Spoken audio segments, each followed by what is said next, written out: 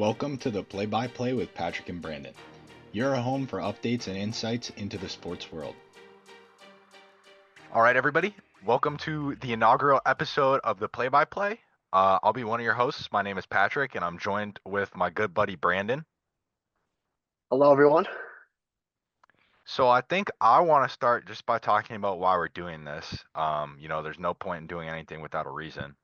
So both Brandon and I are sports media students at different universities. I go to Sacred Heart. Brandon goes to St. Anselm. And sports media is a world where if you don't create opportunities for yourself, they're never going to come. So here we are creating opportunities. We're both very opinionated, and that I hope will lend itself to the show. So Brandon, why don't you start by introducing yourself, telling the people a little bit about the world of Brandon? So I'm Brandon LeBlanc, a rising senior at St. Anselm College. I've been an avid Boston sports fan in general for pretty much as long as I've understood what sports were. Huge fan of the Patriots, Celtics, Red Sox, Bruins. I also follow the world of combat sports pretty closely, mostly mixed martial arts, a little bit of boxing, and of course the WWE. Not just interested in sports from a fan viewer perspective. I also have run cross country and track and field competitively in high school and in college. Mostly a distance runner, so I do the mile, 5K, 8K, stuff like that. So sports is a pretty big part of my life. I also enjoy writing about sports. I write in the sports section for my school's newspaper, and like Patrick said, very opinionated, have a lot of stuff to say about a whole lot of different sports. So I'm really excited to, move forward with this, see where it goes, and share my thoughts with the world. All right. So as for myself, I'm also a sports media and communication student. Um, In terms of sports I've done, I competed collegiately in fencing for a few years. I competed at the national level for the two people that know anything about fencing. I also played basketball. I played soccer. I ran cross country with Brandon for a few years in high school. That is where we met. Very interesting backstory. Some lore for you guys. I'm also a Boston sports fan. So Celtics, Patriots, Red Sox, Bruins. That's where I plant my flag. I like combat sports as well. Big fan of the WWE. Been getting more into the UFC recently. But as for some expectations for the show, we will cover anything and everything going on in the sports world. Whatever's happening the week we're recording, whatever's topical, it will be covered on this show. We also plan on recording once a week. The show should be close to an hour. It can go over or under depending on what we have to talk about. So if there's a lot going on, could be more. If there's not a lot going on, could be less. We also plan to have guests on some episodes in the future. I'm looking to get us a guest as early as next week. So I'm hoping you guys are interested in that. If you like the show today and you're interested in keeping up with us and what we'll have going on in the future, we are on Instagram, the Play by Play podcast on Instagram. And on our Instagram, we're going to be putting out a form for viewers to submit questions to ask us. So during each episode, we'll take some time to answer questions that you guys send in if we find them interesting. And that's all I can think of in terms of the technicality of the show and myself. Do you have anything to add, Brandon, before we get into it? Not much. Looking forward to being active on the Instagram, getting some good feedback and topics from viewers. We have listeners, hopefully, all the way across the country, maybe even some in Milwaukee and Wisconsin. So hopefully, be able to not just engage with Boston sports, but sports all across the country, all over the world, and really get a nice variety on the show. Yeah, I'm definitely excited for that. We'll try to keep our biases to a minimum. Of course, we are Boston fans, so that will sneak through a little bit. If you're from New York, we'll try not to hate on you too much, I promise. It will slip through a little bit, probably. Not probably. I will not be Definitely. saying too many kind things about the New York Knicks, but Oh well, they've dealt with enough, Brandon. You can leave them alone for now. for like a week. All right. Anyways, so getting into what's been going on this week. At the time of recording, it is Wednesday, June 4th, 4 o'clock p.m. So we got some pretty huge stuff going on later this week that we're going to talk about today and definitely get more into next week. But in terms of what's happened in the past few days, I think where I want to start, and we can touch on this briefly, the Memorial Tournament in golf took place this past weekend, and something pretty monumental occurred. That's why I want to bring it up. So Scottie Scheffler. Now, for those of you that aren't golf fans, you may have not heard the name before. The first thing you need to know is he's a prolific golfer. Um, and just for a little context, he won this Memorial Tournament. He is the second ever repeat winner of the Memorial Tournament. So only two people have done it twice. The only other person to do it, Brandon, would you like to fill them in? Tiger Woods. Like most people, even not involved in the golf world or sports in general, know who Tiger Woods is. And I'm not going to claim to be a golf mega fan or someone who knows a ton about the sport, but if you're on a list and the only other person on it is Tiger Woods, you're in pretty good company. Yeah, Scottie Scheffler's a young guy, and he's already getting into these record books. So I think if you enjoy golf, he's a name you already know and you're going to be hearing for a long time. And I think he's even going to become a household name pretty soon if he keeps up with stuff like this. And I watched a bit of the tournament. I watched the end. There was some pretty tight competition. Ben Griffin, another young guy, so a name not too many non-golf fans would know. He put on a pretty good performance as well. He was in second in the tournament. I believe he went 6 under, and Scotty went 10 under. So that is a little bit of a gap. And I think where the gap came from in my eyes is Scotty Scheffler makes his putts. It doesn't matter how long it is, he was making them. At that level, I feel like every golfer, and I could be wrong because my golf knowledge is pretty limited. I do play myself, but I'm pretty horrible. So this is coming from the eyes of a novice. Everyone there was making their drives, getting to the green, but it just came down to making and missing putts, and Scotty did not miss them. So that's what I have to say about the Memorial Tournament. It was very impressive. I'm very excited to see what Scotty continues to do this year. I believe he's already won 4 major tournaments in 2025. So it's quite the prolific run from any athlete in any sport. Even if you're not into golf, I try and keep up with it. It's been very exciting so far. But for those of you that aren't golf fans, hopefully you like hockey because we got the NHL Finals starting this week. We got the Edmonton Oilers and the Florida Panthers. Who you got, Brandon? Uh, my both my gut and my heart say Florida here. Obviously as a Boston sports fan, seeing Marchand depart from the team this year was tough, but he's been playing some pretty good hockey for Florida, and it's hard not to root for him. And in terms of an analytical perspective, these two teams met in the Stanley Cup Finals last year. It was a competitive series, went to Game 7, and the Panthers came out on top. Now, it's not to say that the Oilers don't have a chance this year. They definitely do. But something that I think makes hockey a little bit different than a sport like basketball is star power matters to a certain extent, but lines matter too. And Florida, I think top to bottom, is a better built team. They got the better of Edmonton both times in the regular season. And as someone who's watched a fair bit of Florida Panthers hockey, because I watch them whenever they play the Bruins, which means 2 playoff series in the last couple of years. Um, Bobrovsky's a hell of a goaltender. I mean, the guy shows up in big games, can be an absolute brick wall, which obviously you want to have someone like that in the finals. So I think competitive series for sure, but looking like Florida could become repeat champions. Yeah, I mean, you never want to count out the Oilers, especially with Connor McDavid. I mean, you look at what he's done in the past couple years, this regular season, and even in the playoffs.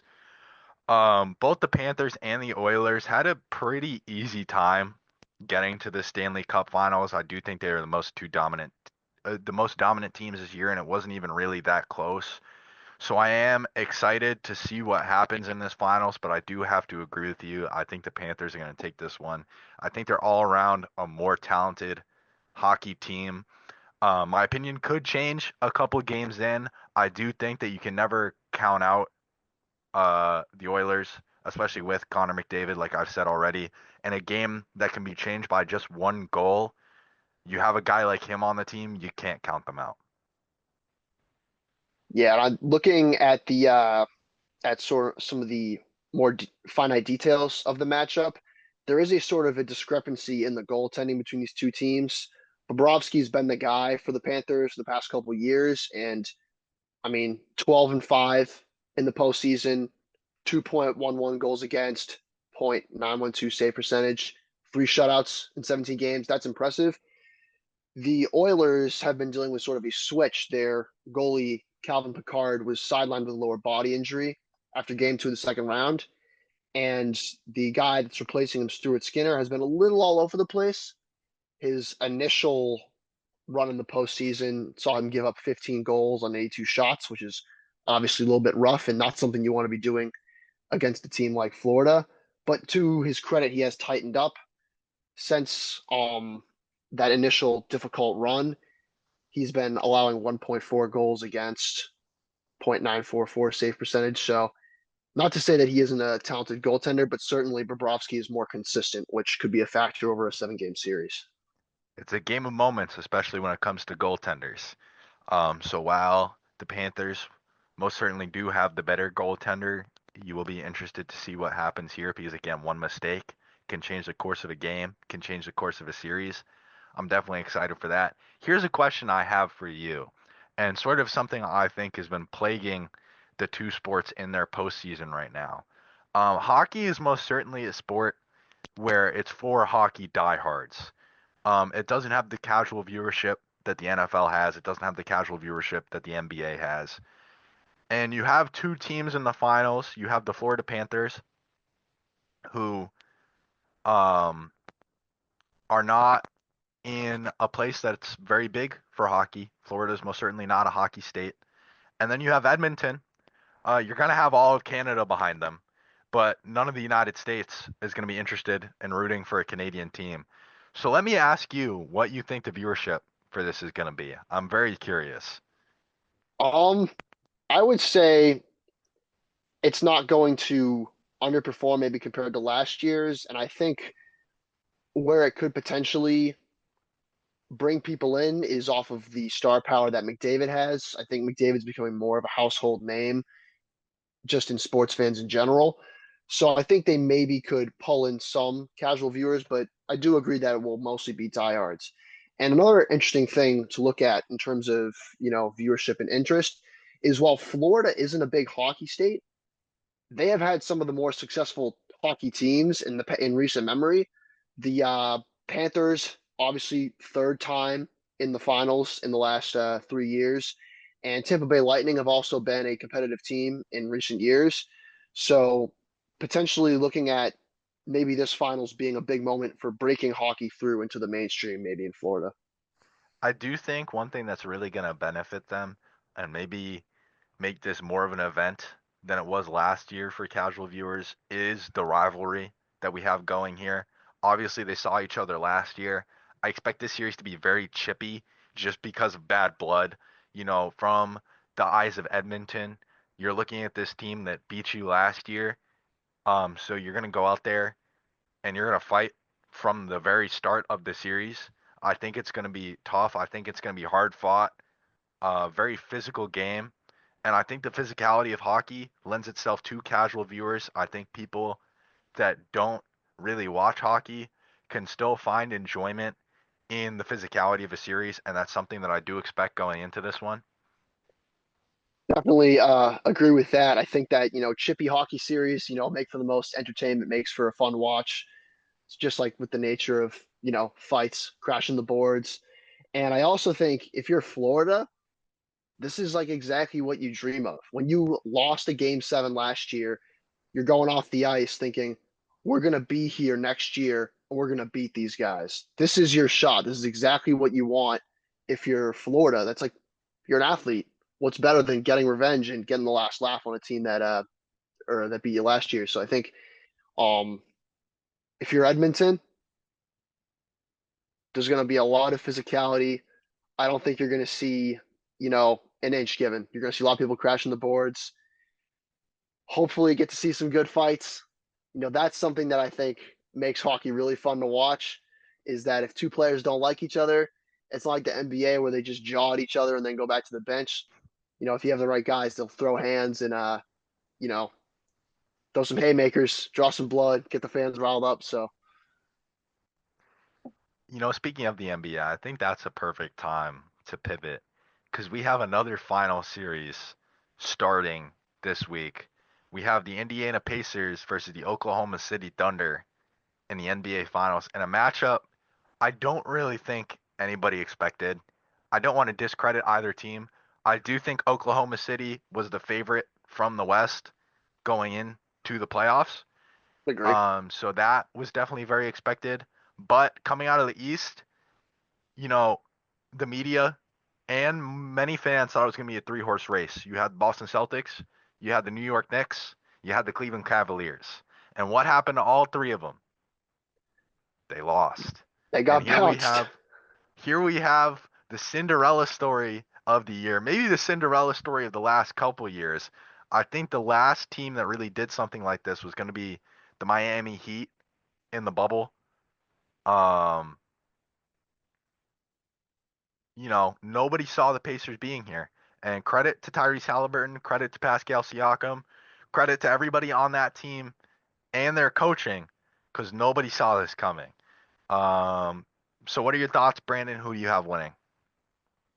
Well, as much as I'd love to, root for, believe in Indiana, and not to say they don't have a shot of winning this series, but when you look at the matchup, Oklahoma City's been an absolute juggernaut all season. And while people can say they're not a fun team to watch, people will discredit their star player, they'll say what they want. The reality of the situation is they have a historic defense. They led the league in point differential and actually set the NBA record for that. They scored 1,000 more points than their opponents did over the course of the regular season. And I mean, you don't win 68 games and not be, elite, top tier, cream of the crop. So it could be a competitive series. Honestly, depends on, how many of the Pacers role players show up in big moments, which they have over the course of the NBA playoffs. But I think realistically, this is looking like a 5 or 6 game series for the Oklahoma City Thunder. Yeah, I really think um, Indiana going in is going to be America's team.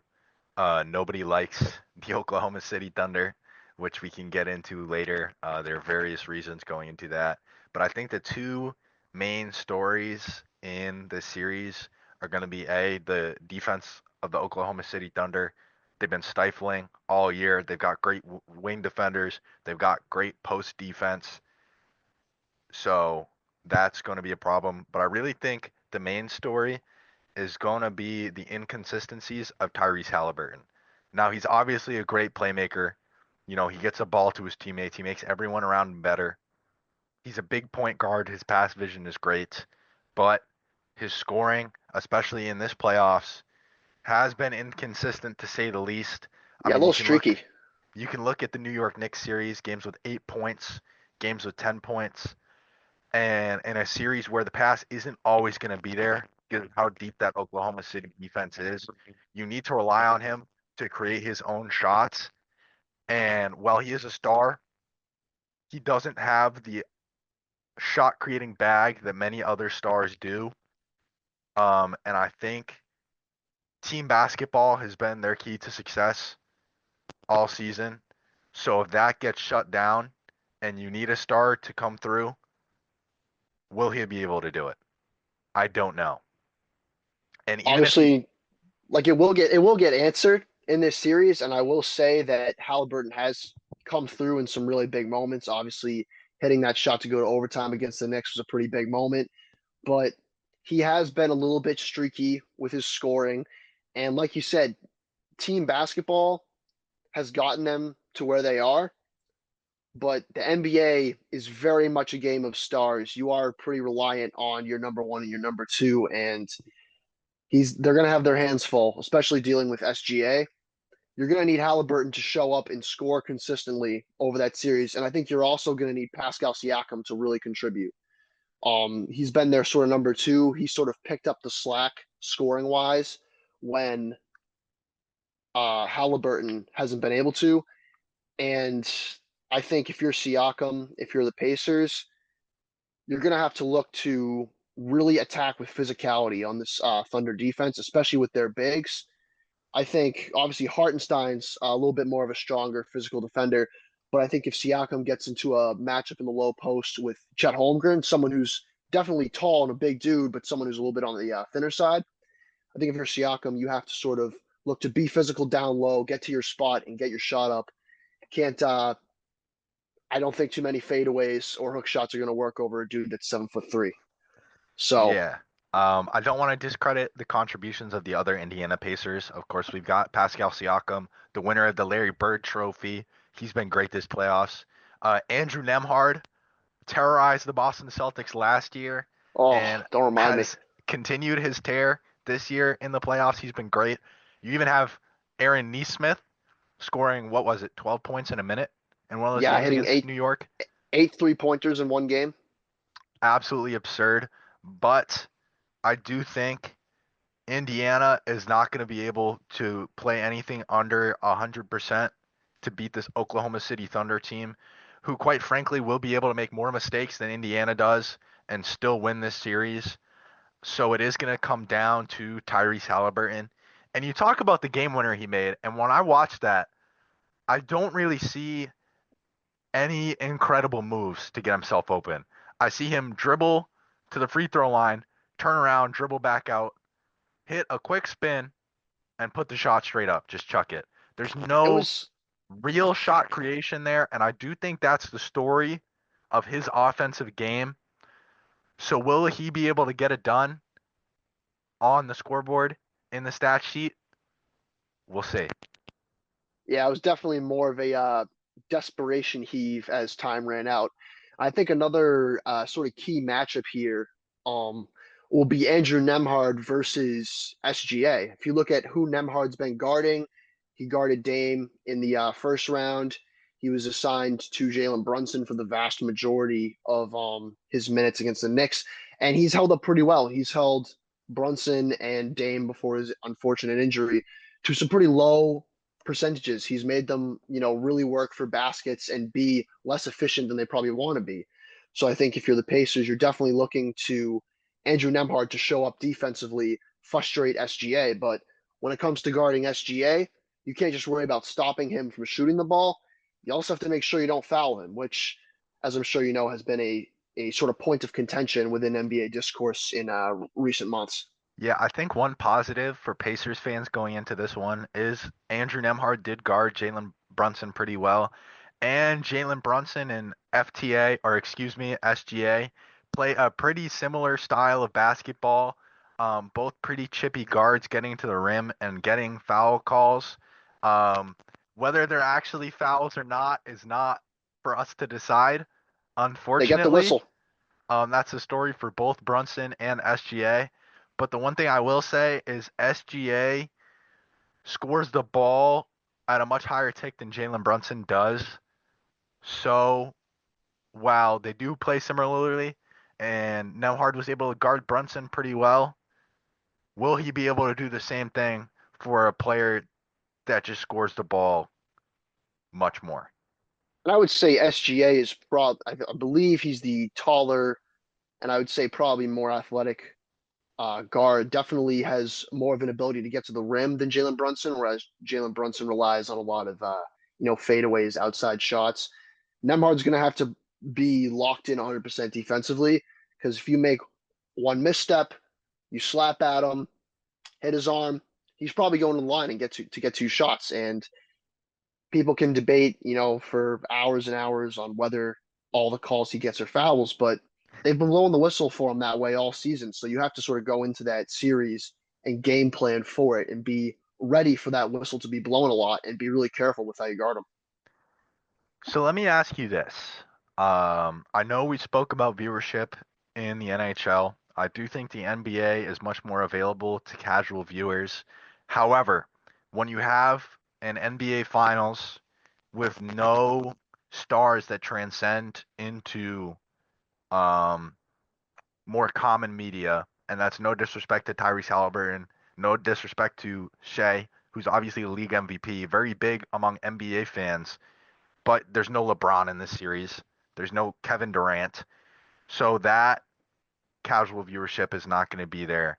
And then you also have Indiana versus Oklahoma City, two much smaller market teams. And while both of them do certainly have diehard fans, in terms of other fans in the NBA, no one likes watching Oklahoma City. We talk about the foul baiting. It makes that team pretty hard to watch. Um, the And one thing they've I been do sort think, of villainous all year. yes, People don't want to root for this Thunder team, like you said, because of the foul baiting.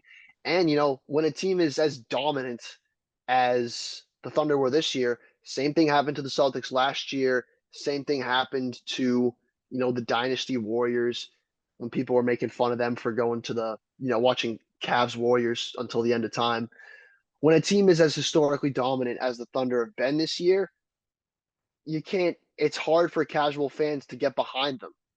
People are gonna I think if you have casual fans watching this series, they're gonna be inclined to root for Halliburton and root for the Pacers just because of the way the sort of story and narratives have shaped up.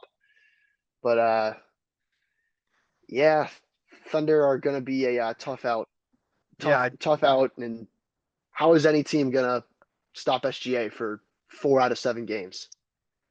that is going to be the story of the series. I'm excited to talk about it more next week once we have seen a few games. Because, I mean, I think going in, we're both under the impression that Oklahoma City is going to win this one in pretty dominant fashion.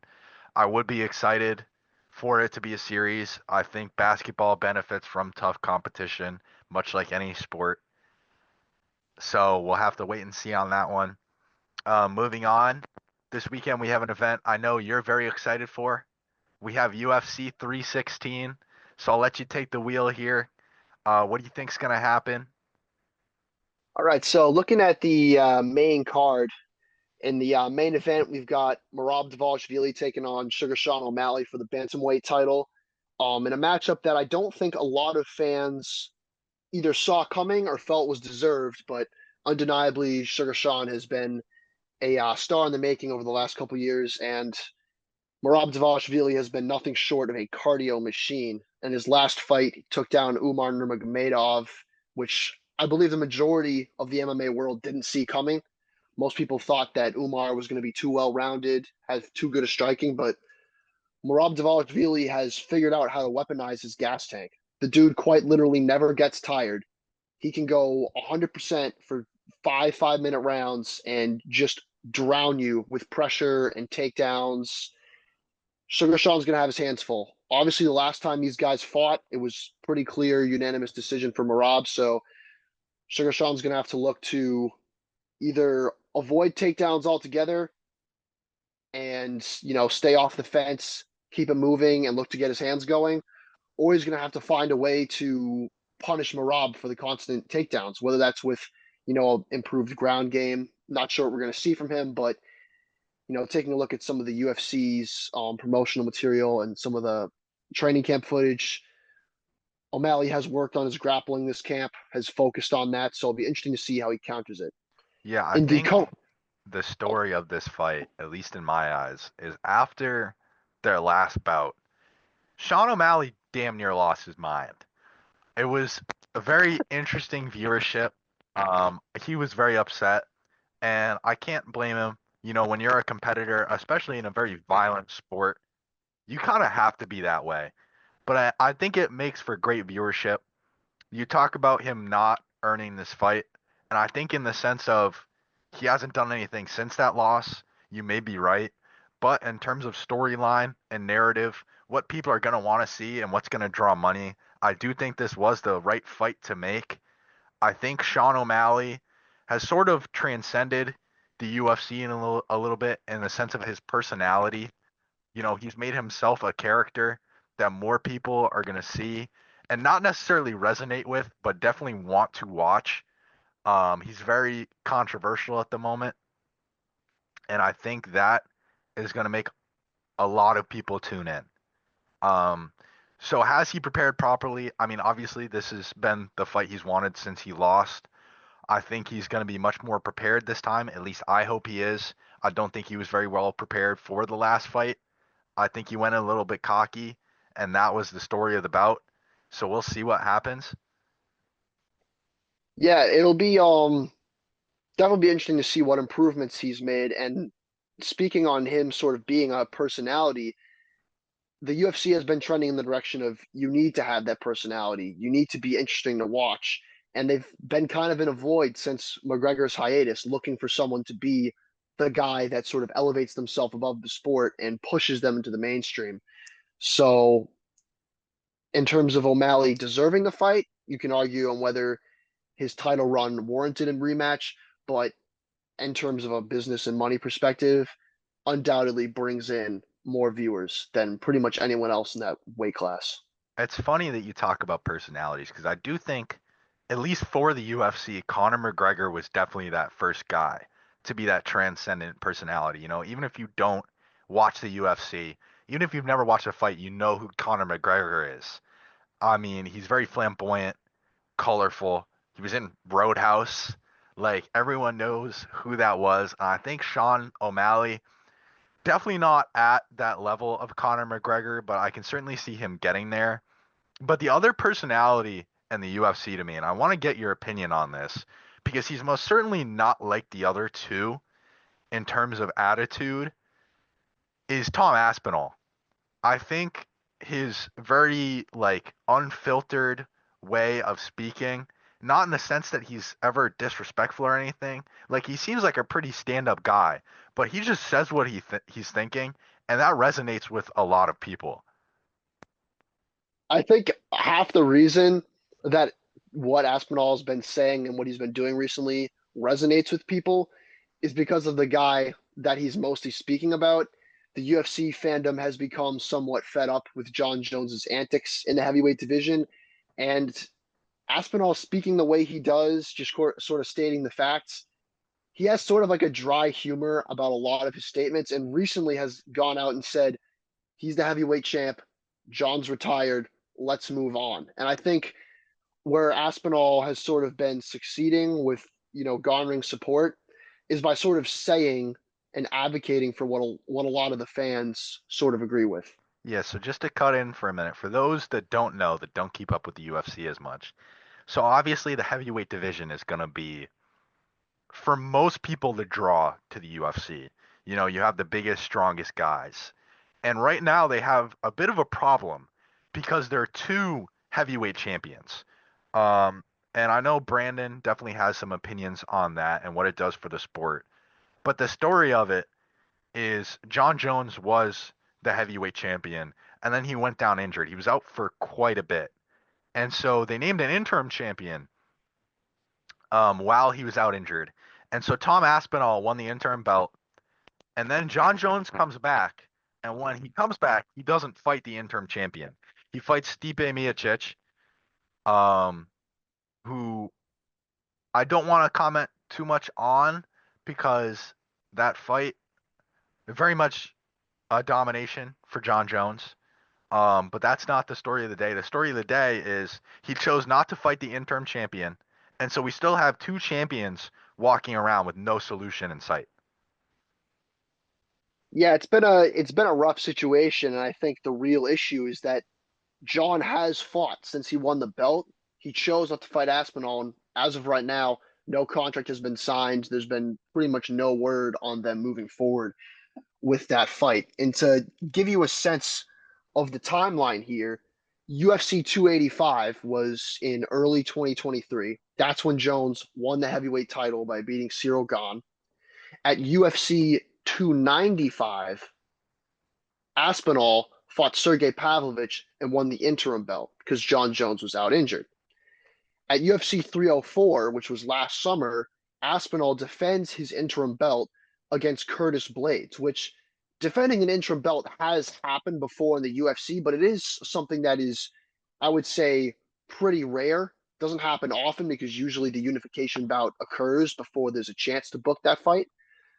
But he defends that at 304, and then at 309, John Jones fights Miocic, who is coming off of a 4-year layoff after a brutal knockout loss to Francis Ngannou. So people definitely accused John Jones of sort of cherry picking that fight for his quote unquote legacy.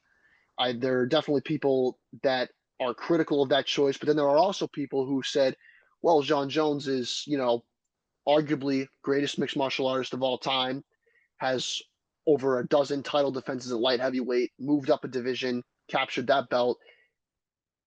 There are definitely some fans out there and definitely some people in the UFC sort of management and top brass that would say John Jones maybe deserves to have a little bit of a say in who he's fighting. So I think at this point, you have to either look at making that fight as soon as you can between Aspinall and Jones, or having Jones step away from the sport, retire, and sort of allow that division to move on because there are contenders, there are people ready to go and compete for the belt.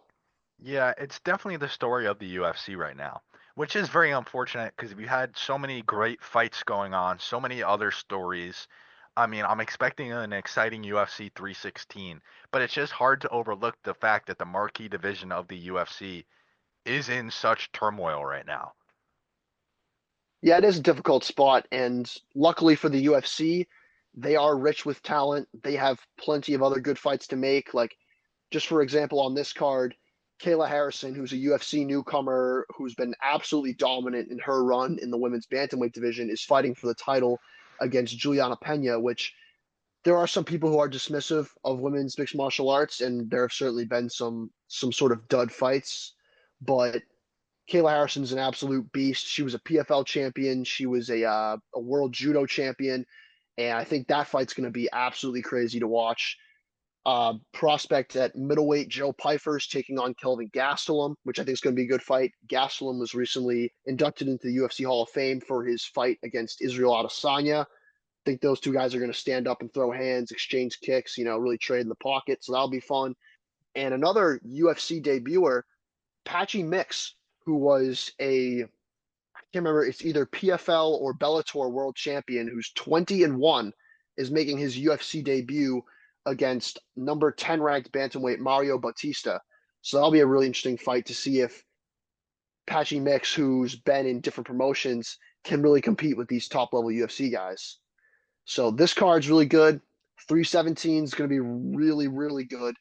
Ilia Topuria will be fighting Charles Oliveira for the lightweight belt. And then UFC 318 coming up in July. Dustin Poirier's final fight against Max Holloway for the BMF title. So, despite all the turmoil in the heavyweight division, they've set up some pretty good fights for the summer. So, it'll be interesting to cover those and see how those develop over the summer. Yeah, I'm excited for the events. I'm excited to see what's going on with their other issues outside of the ring, and we'll definitely keep you updated as we move on. But as for this weekend, we have one more event in the world of combat sports, or combat sports entertainment, I should say, because this Saturday is also WWE's Money in the Bank event.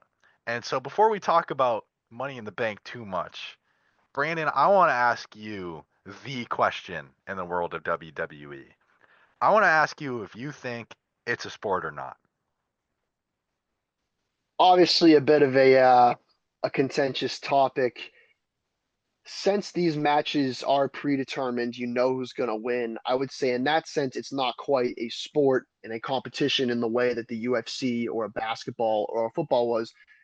But I think you also can't dismiss the WWE by saying it's fake, because while the outcome of these matches are determined, these wrestlers, they are, what I would like to say is like the cream of the crop of stunt performers. These guys are going off the top rope. They are actually throwing people into folding chairs, through a table, onto the mat, and the toughness, the body control and dexterity, and the talent that these guys have is undeniable. So what I would say is that it is more of a performing art and more of an entertainment aspect than perhaps a sport. But I believe that sort of dismissing it, saying it's fake, simply doesn't do justice to the talent and the physical and mental toughness that these guys have. Yeah, I mean, I agree with you for the most part. They do call it World Wrestling Entertainment for a reason. Um, it's not in, it's not necessarily in the realm of like a basketball or a UFC or a football, like you said, but I think it's so athletic and so hard that it's close enough to the world of sports that it makes me want to talk about it on the show. And it definitely is a fun one to talk about it. For the people that have dismissed it because it is scripted, I would encourage you to give it another shot. It can be just as fun to watch as, live sporting events. I think the chaotic nature of it definitely lends itself to sports fans. I mean, we like seeing stuff happen, especially crazy stuff. And I think if you like that physical contact that you see in a hockey or a UFC, it's definitely something to look at. I mean, you can sit there and watch a fake punch and say, "Oh, that looks super fake," or you can sit there and see someone hit like a triple backflip through a table. Um, so I think it's just a matter of like how you view it as, you know, the spectator. Because you can sit there and complain all you want, or you can enjoy what's happening in front of you. And that's definitely what we're going to be doing this weekend because we got a pretty fun event coming up, Money in the Bank. So, for those that don't know what Money in the Bank is, it's a ladder match where they hang a briefcase above the ring and the winner of the match, the person that grabs the briefcase, can then use that briefcase to create a title match of their choice at any time they want. So the world champion could be in the middle of another match and you could roll up with the briefcase and hand it to the referee and all of a sudden you're in a match. Um, so it adds a layer of chaos to the WWE that I think creates really fun viewership, and it's definitely fun to talk about. So what I'm going to do, Brandon, is I am going to list off the two Money in the Bank matches happening to you, as well as one other match that's definitely going to be interesting to talk about. I want you to tell me what your thoughts are and who you think is going to win. Ready to go. I'm excited. All right. So the first one we got, I'll talk about the men's Money in the Bank ladder match. We've got Solo Sikoa, LA Knight, Seth Rollins, Penta, Andrade, and El Grande Americano competing for the briefcase. So first off, I want to say that it's absolutely disgusting that Chad Gable isn't in this match. Absolutely ridiculous. I mean, that guy is an absolute workhorse. Love him. So the fact that Gable's not in this is just ridiculous and shame on the WWE. That being said, looking at this lineup, El Grande Americano is a fun name. He's been really fun to watch. Um, so I think he definitely is a shot. I hate Solo Sikoa. I have not liked him since I started watching the WWE. I think he sucks. I know. Shout out to Chris Hogan, Adam Wong, and Josh Notabart, some of my boys up at school who watch WWE. Josh hates Solo Sikoa, and I believe Hogan and Adam aren't big fans as well. I agree. And I'd say the two names on this that I think have the best shot of grabbing the briefcase are LA Knight and Seth freaking Rollins. I mean, LA Knight's been on a tear. He's very much over in the world of wrestling, and I mean, he has a great shtick. People can maybe rag on him for not being the most technical wrestler, but it's undeniable that the dude's fun to watch on the microphone and in the ring. And Seth Rollins, I think, from a story perspective, has the best shot here. He's been on a pretty good run of form recently. He's been, appearing on the weekly shows, paying his dues, and teaming up with Paul Heyman certainly helps in terms of adding an element of chaos and unpredictability into that match. Yeah, I definitely agree with you. I do think those two names are going to be two of the names to look out for. If I had to pick a winner, I would also be picking Seth Rollins. I mean, he's just done so much for the company in recent years. And from that story perspective, he's walking in with two absolute monsters helping him out. He's taken Braun Breaker and Bronson Reed under his wing. Two people that have terrorized the WWE for quite a bit now. Pretty big up and comers that will be helping him out. And then you bring up the name Paul Heyman, who is an evil genius, to describe him in only a few words. But I think one name that you only mentioned briefly that I think is going to be another one to look out for is El Grande Americano. I mean, he just very recently came to WWE, but from everything I've seen, he traveled the world before WWE, paying his dues in other companies. He has been portrayed to us as the greatest luchador of all time, and seeing the fact that he's undefeated in the WWE with the competition he's had, I am inclined to agree at this point. So I think he's definitely a name to look out for in this one, and I'm excited to see what happens. Moving on to the women's Money in the Bank ladder match, we have Alexa Bliss, Rhea Ripley, Roxanne Perez, Julia, Naomi, and Stephanie Vacker. Definitely, I think a match that's harder to discern the outcome from. So I'm interested to see what you have to say. So, sort of off rip, looking at this list, I would say the biggest name on here is without a doubt Rhea Ripley. Um, Definitely a physical force in ring and someone who, correct me if I'm wrong, isn't holding a title at the current moment. That is correct. So I think her not having a title gives her a greater chance of winning this Money in the Bank match. And then, if I had to guess, if she were to win, she would cash that in on Liv Morgan at some time because those two do not like each other at all. So I think Rhea Ripley would be my best guess. Don't know if you have anything else to add on this. Yeah, I mean, just looking at the names, it's hard to disagree with you. Rhea Ripley really is the biggest star in this match, and while there are other big names like Naomi, like Alexa Bliss, in terms of star power and the way they're portrayed on TV, it's really not close. Rhea Ripley has been dominant for years. She hardly ever loses, and when she does, the losses really aren't, you know, in fair one-on-one matches. Um, the one thing I think that's interesting to note about this match is three of the women in it just came up from NXT, which for those that don't know anything about WWE, NXT is basically to WWE what like the G League is to the NBA. You have up and coming stars that maybe just aren't ready for NBA basketball or WWE wrestling yet. And so you put them on a smaller stage to let them develop more before they enter the big dance.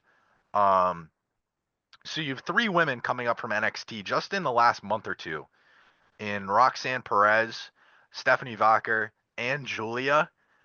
So if you wanted to make a new star, any one of those three women winning this match really would not surprise me. So I have a hard time trying to discern or pick a winner in this match. My gut's telling me it's going to be Roxanne Perez, so I'm going to go with that, and we'll see what happens. I'm excited.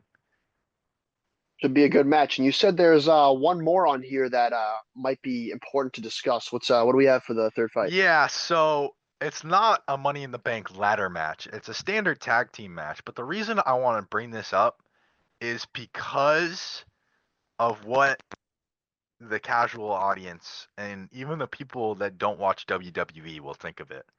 Because even if you don't watch wrestling, I do think this is a great event to watch. I think the chaotic energy coming from the Money in the Bank ladder match is really fun. It's something anybody can get into and watch without having any prior knowledge of what's going on in the WWE. But then you have this match right here. So you have two of the WWE's biggest stars in Cody Rhodes and Jey Uso teaming up. And they're taking on a combined team of John Cena and Logan Paul. So if you don't really like WWE, you kind of just been listening to this segment, that definitely made you pay a little bit more attention. Because I think everybody on this planet, anybody that's listening to this, has heard of at least one of the two guys. Realistically, probably both. You see John Cena, this huge movie star, and maybe the internet's favorite person to hate on in Logan Paul. I mean, I definitely think he's up there.